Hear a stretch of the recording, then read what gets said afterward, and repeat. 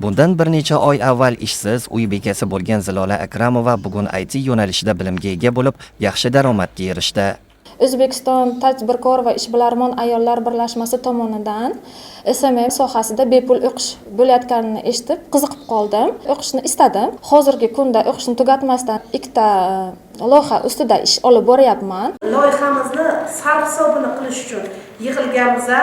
Oliy Majlis huzuridagi Fuqarolik jamiyati institutlarini qo'llab-quvvatlash jamoat fondi tomonidan moliyalashtirilgan va O'zbekiston tadbirkor va ishbilarmon ayollar birlashmasi tomonidan amalga oshirilgan mamlakatimizda xotin-qizlar manfaati doimiy e'tiborda loyihasi doirasida buxorolik Zilola Akramova kabi 60 nafar ishsiz ayollar zamonaviy kasb-hunarga o'qitilib, ularning bandligi ta'minlandi. Loyiha 8 oy davomida olib borildi va bepul o'qitildi. Bugungi kunda 60 nafar ayollarimiz o'qib, bilimli bo'lib, kasb egasi bo'ldi va ularni eng quvonarlisi 17 nafari o'z ishini boshladi.